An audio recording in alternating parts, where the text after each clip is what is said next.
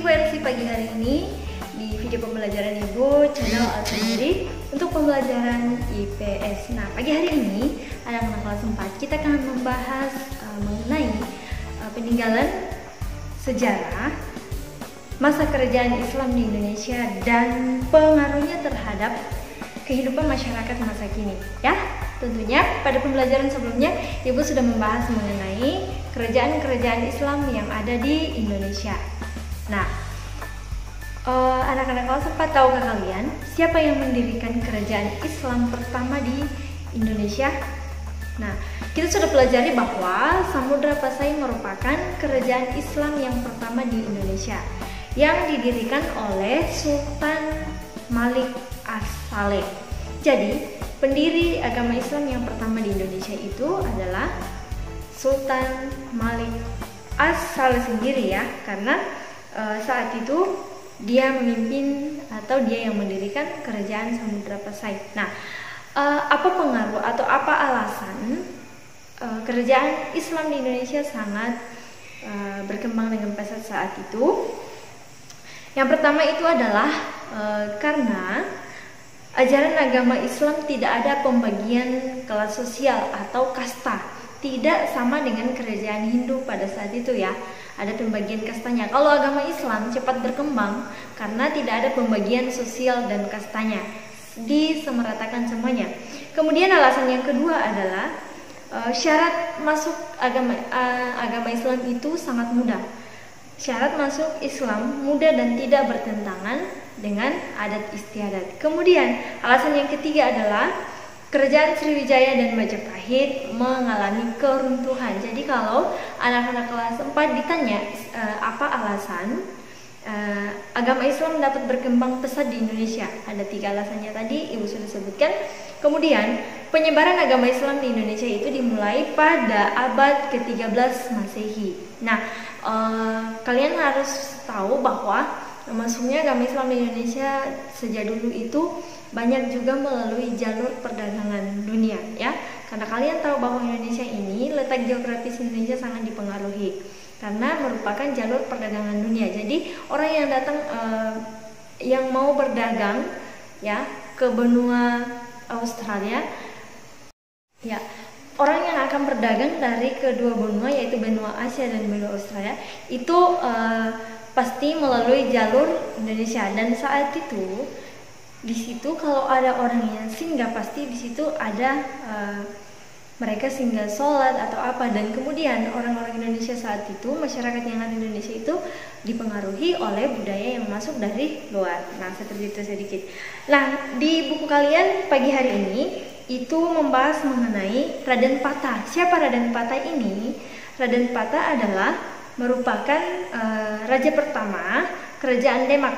Nah, kerajaan Demak merupakan salah satu kerajaan Islam yang ada di Indonesia, tepatnya di Tanah Jawa saat itu ya. Jadi Raden Patah ini merupakan pendiri. Nah, kerajaan Islam yang pertama di Indonesia tadi Ibu sudah katakan bahwa itu adalah Samudra Pasai yang ada di Aceh Utara atau di Lok Sumawe. Nah, siapa yang mendirikan tadi Ibu sudah jelaskan bahwa didirikan oleh Sultan Al-Malik As-Saleh. Kemudian setelah kerajaan Samudra Pasai itu ada kerajaan Aceh. Nah, setelah kerajaan Aceh yang didirikan oleh Sultan Ali Mukhayat Shah, baru berdiri kerajaan Demak. Nah, kerajaan Demak pada saat itu merupakan kerajaan Islam yang pertama di Indonesia, letaknya di Jawa ya. Nah, Raden Patah dikenal banyak nama gelar. Nah, ada banyak nama gelarnya ya untuk Raden Patah, yaitu ada Cinbun, Paterodim, Tan Ek Hawa, dan Aryo Timur. Kerjaan keras dan sikap toleransinya sangat patut untuk diteladani. Pada awalnya Raden Patah mendirikan sebuah pesantren yang diberi nama Pesantren Gelagawangi. Nah, jadi anak-anak kelas 4, Raden Patah ini merupakan salah satu pendiri pendiri pesantren pada saat itu di kerajaan Demak yang diberi namanya Pesantren Gelagawangi.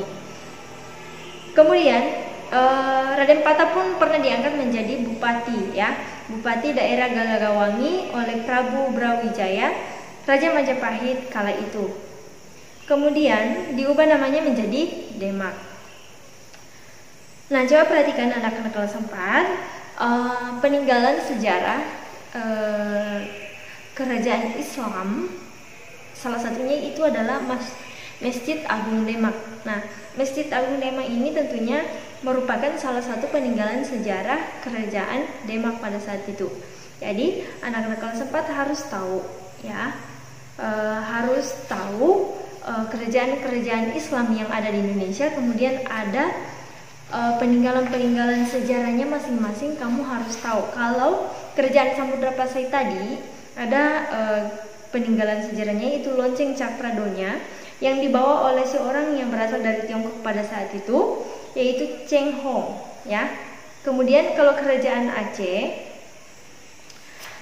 tentunya ada juga. Nah, coba perhatikan untuk kerajaan Demak ini, ya, dalam menyebarkan agama Islam pada saat itu Raden Patah dibantu oleh 9 wali.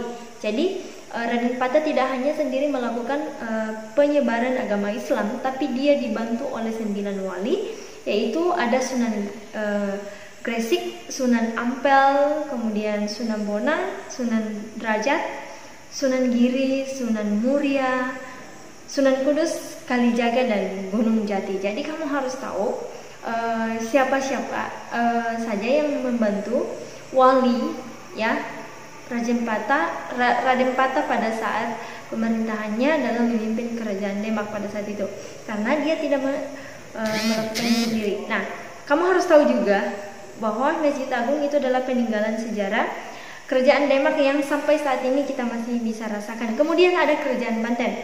Ya, kerajaan Banten ini adalah kekuasaan kerajaan Sunda yang beragama Hindu. Kerajaan Sunda menjalin kerjasama di bidang perdagangan dan Portugis.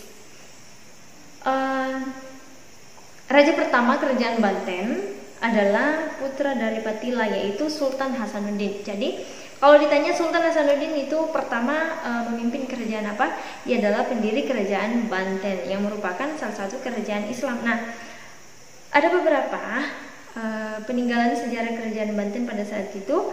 Ada lukisan Masjid Agung Banten pada zamannya, kemudian ada Masjid Agung yang masih bisa dilihat pada saat ini, ya. Kemudian ada kerajaan Ternate dan Tidore. Tentunya pasti kalian sudah tahu bahwa kerajaan Ternate dan Tidore itu berasal dari Kepulauan Maluku. Terdapat 2 kerajaan Islam, yaitu kerajaan Ternate dan Tidore, didirikan pada tahun 1527 dan terletak di Sampalu. Oke. Dan yang merupakan peninggalan sejarahnya itu adalah lukisan Sultan Salahuddin dari kerajaan Tidore. Nah, kemudian ada kerajaan Gorontalo atau kerajaan Makassar yang pada saat itu dipimpin oleh siapa? Dipimpin oleh kerajaan Gorontalo pada saat itu mencapai puncak kejayaannya saat masa pemerintahan Sultan Hasanuddin. Merupakan kerajaan maritim yang kuat. Kerajaan Gorontalo juga merupakan pusat perdagangan rempah-rempah yang ramai. Raja terbesar dari kerajaan Gorontalo adalah Sultan Hasanuddin yang dijuluki dengan ayam jantan dari timur. Nah, anak-anak kelas 4 di sini ada banyak ya peninggalan sejarah kerajaan Gorontalo, termasuk Istana Raja Goa, kemudian Istana Raja Goa kini. Gorontalo itu untuk zaman dulu, kalau masa kini itu sudah disebut sebagai Istana Raja Goa. Oke, anak-anak kelas 4 itu sedikit mengenai peninggalan sejarah kerajaan Islam yang ada di Indonesia. Nah, coba kamu baca lagi tentang Raden Patah ini, kemudian ibu akan kasih tugas sama kalian. Kalian sudah tahu bagaimana cara membuat peta pikiran, ya. Peta pikiran itu kita menemukan, misalnya di sini kita mau membahas Raden Patah. Nah, Raden Patah ini apa-apa saja yang telah dilakukan apa? Ingat, dalam peta pikiran itu mengandung pertanyaan 5W. Siapa, di mana, mengapa, siapa, mengapa, di mana, dan sebagainya, ya. Ingat, itu yang harus diperhatikan dalam membuat pola peta pikiran. Jadi pagi hari ini Ibu akan masih memberikan tugas mengenai membuat pola peta pikiran dengan teks yang ada pada halaman 95. Itu tentang Raden Patah. Jadi kalimat intinya itu adalah seorang pahlawan atau pemimpin kerajaan Islam, yaitu Raden Patah. Kemudian kamu kembangkan dia memimpin di mana, kemudian apa saja contoh peninggalan sejarahnya, kemudian dia seperti itu. Tentunya anak-anak kelas 4 sudah paham bagaimana cara membuatnya ya. Oke, anak-anak kelas 4, sekian dari Ibu untuk pagi hari ini. Ibu ucapkan terima kasih untuk perhatiannya. Sampai jumpa di video pembelajaran berikutnya. Tetap jaga kesehatan di rumah dengan tetap menggunakan masker kalau keluar rumah, dan rajin mencuci tangan, dan bila berada di kerumunan tetap jaga jarak. Oke? Persiapkan diri untuk mengikuti ulangan semester yang akan diadakan pada tanggal 7 Desember nanti. Ya, tinggal seminggu lagi, seminggu 2 hari ya kita akan melaksanakannya.